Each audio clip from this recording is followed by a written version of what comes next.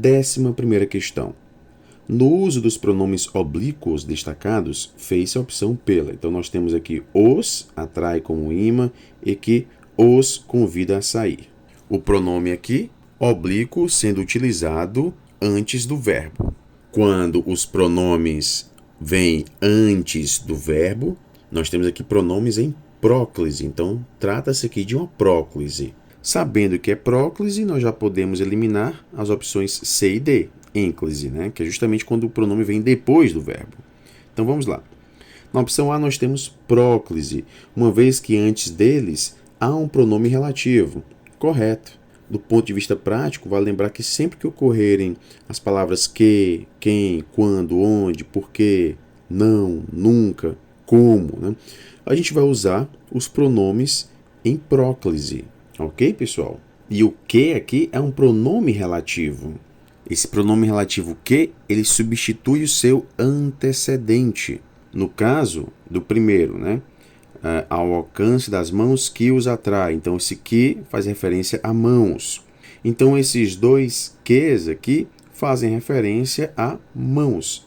São pronomes relativos e não conjunções integrantes, como a opção B nos traz. O pronome relativo inicia uma oração subordinada adjetiva e a conjunção integrante inicia uma oração subordinada substantiva. O pronome relativo sempre vai estar entre um verbo e um substantivo, que vai manter uma relação sintática entre si. O verbo fica depois do pronome relativo e o substantivo antes, que é o que justamente nós podemos encontrar aqui nesse período reproduzido. 12ª questão. Considere o período reproduzido abaixo. Ancorados nas tecnologias digitais, os estudantes de hoje parecem apáticos ante as pedagogias tradicionais de ensino.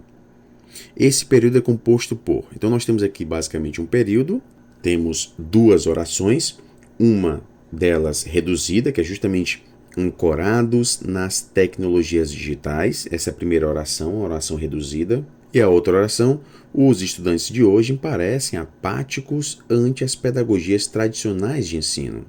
Lembrando que as orações reduzidas são orações introduzidas por formas nominais, como infinitivo, gerúndio ou particípio, e que não são acompanhadas por conjunção ou pronome relativo. No caso aqui da primeira oração, ancorados, nós temos uma oração reduzida de particípio. E essa relação entre as duas vai ser de coordenação ou de subordinação? Vai ser de subordinação, pessoal. Uma está subordinada à outra. Esse ancorados nas tecnologias digitais está subordinado aqui à oração principal que vem logo depois. Então, nós já podemos descartar as opções A e D. Agora, que relação é essa que se estabelece entre as duas orações? É de condição ou é de causa?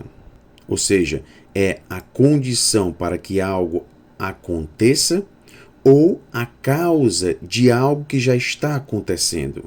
Então veja que nós temos um detalhe muito importante. Vai ser condição para algo que vai acontecer ou vai ser causa de algo que está acontecendo ou que aconteceu. Então veja, ancorados nas tecnologias digitais, os estudantes de hoje parecem apáticos. Então, o que nós temos aqui é uma causa, né?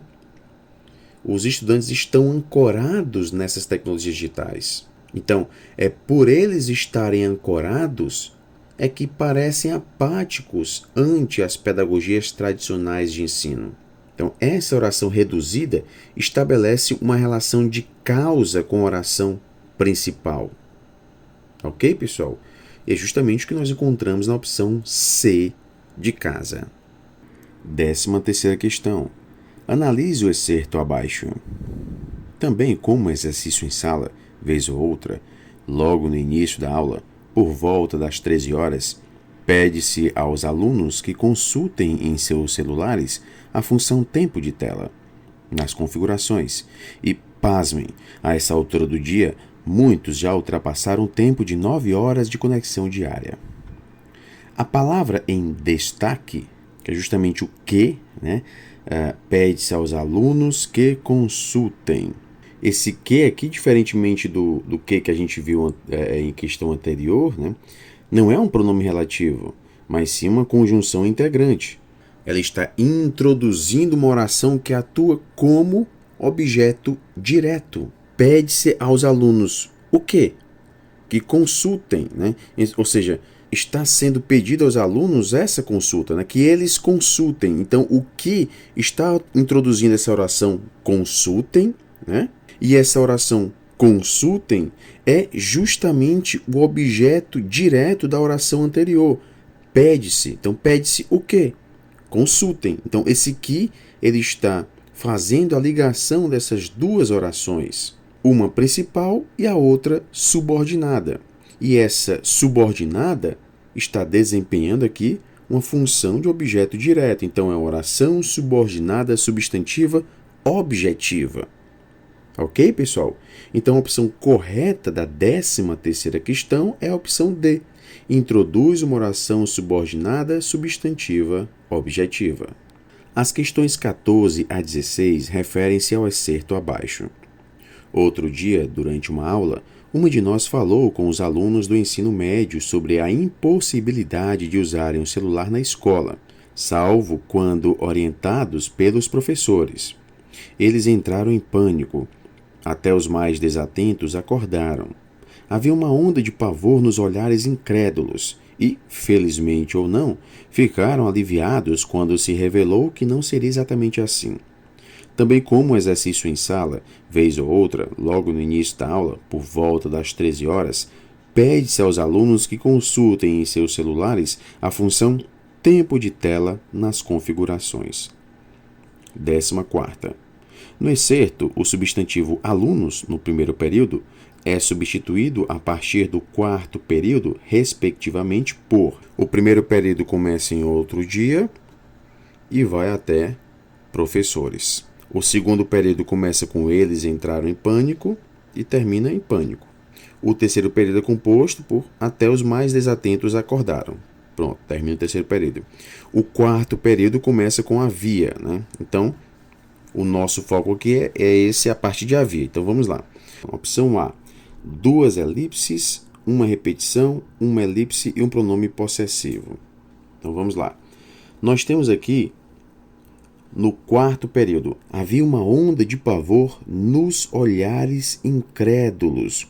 Olhares dos alunos, né?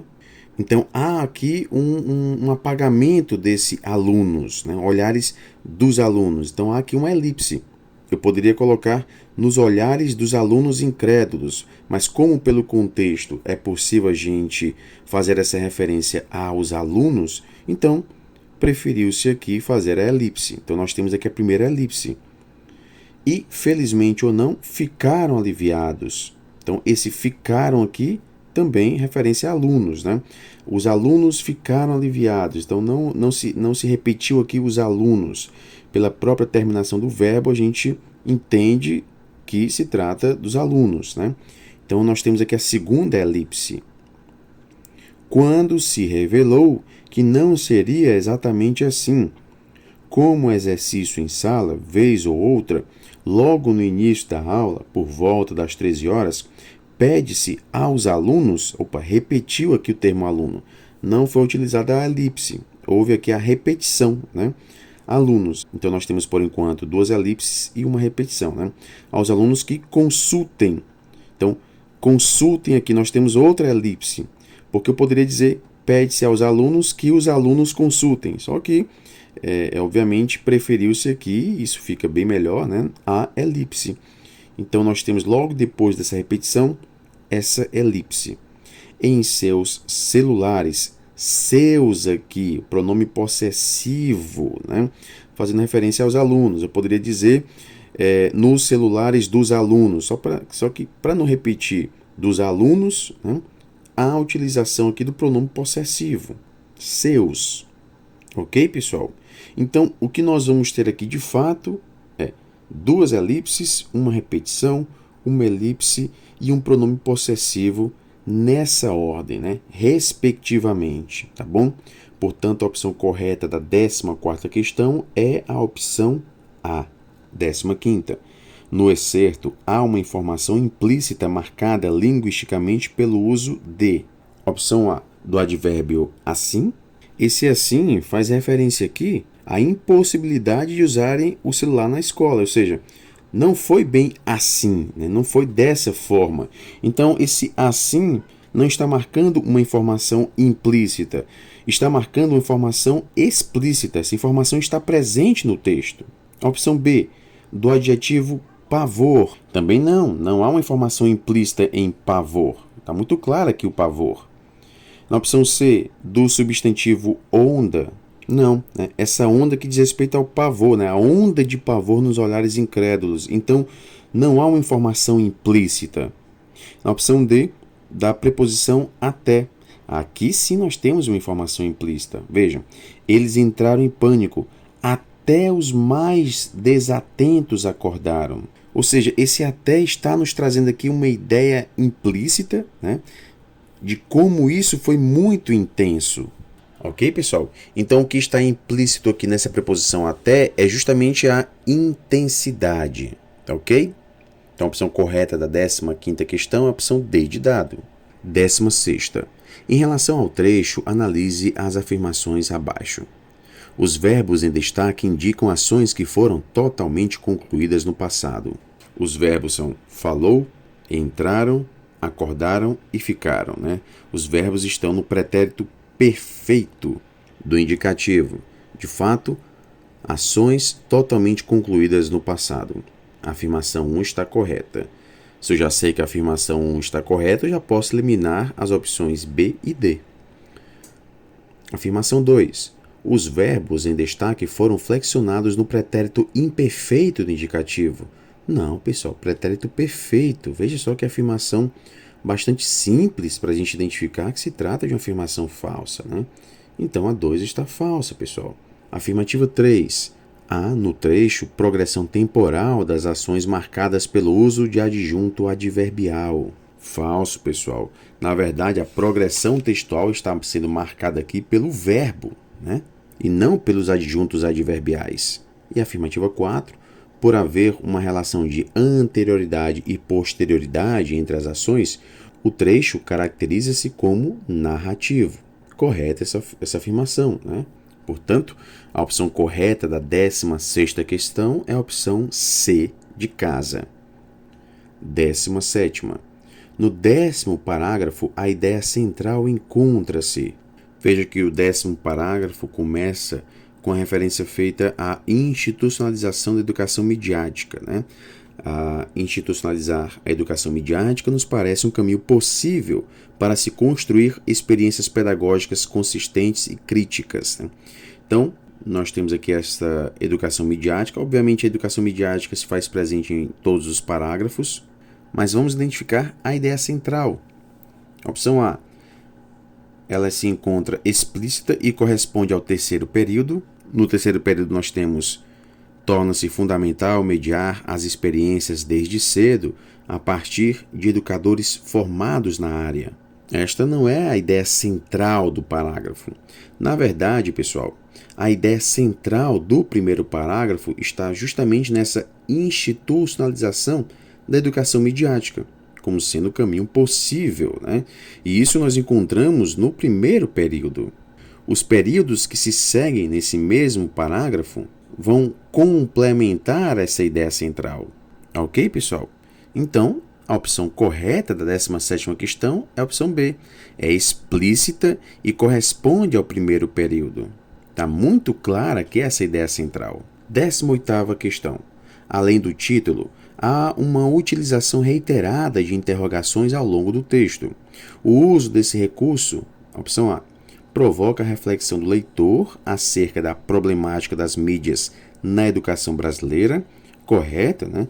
A utilização de interrogações busca justamente estimular, né, uma reflexão no próprio leitor, né? Ao fazer uma questão, ao fazer um questionamento, o que a gente tem é essa tentativa de levar ao leitor essa reflexão. Não se busca meramente um diálogo aqui, né? O diálogo ele é buscado, mas não se busca apenas isso, que é o que nós encontramos na opção B. Então, e também não se revela aqui uma insegurança das autoras, né? O fato de a gente lançar questionamentos, isso não nos traz necessariamente uma insegurança. O que nós temos é justamente a busca dessa reflexão do leitor, ok? Acerca da problemática das mídias na educação brasileira. Então, de fato, a opção correta da 18ª questão é a opção A. 19ª. O texto apresenta de maneira global marcas de uma variedade linguística. Opção A. Mais monitorada devido ao público-alvo a que se destina. Correta, né? De fato, nós temos aqui a predominância dessa norma culta padrão, né? Uma linguagem mais monitorada, não é uma linguagem menos monitorada, como nós podemos ver nas opções B e C. Nós temos aqui um texto que circulou na esfera jornalística, né? Basta a gente prestar bem atenção à própria fonte, né? diplomatic.org.br. Então nós temos aqui um texto da esfera jornalística, tá bom, pessoal? Então a opção correta da 19ª questão é a opção A. 20ª questão. Considerando o texto em sua totalidade, a linguagem utilizada é, opção A, majoritariamente conotativa. Não, né? Não é majoritariamente conotativa. Essa é uma questão que nós encontramos em vários simulados com questões elaboradas pela Comperv, né? Que traz essa linguagem denotativa, linguagem conotativa. Normalmente as linguagens predominantes nos textos das provas da Comperv é a linguagem denotativa, né? São textos extraídos de jornais, trechos de livros científicos, né? Então, normalmente, a linguagem predominante é denotativa, que é justamente o que nós encontramos na opção B, né? Majoritariamente denotativa por apresentar apenas alguns trechos conotativos, né? Ela não vai ser exclusivamente denotativa. Por quê? Porque há pontos aqui de linguagem conotativa. Então, pessoal, a opção correta da 20ª questão é a opção B de bola. E nós finalizamos aqui a correção desta avaliação. Bons estudos a todos e até a próxima.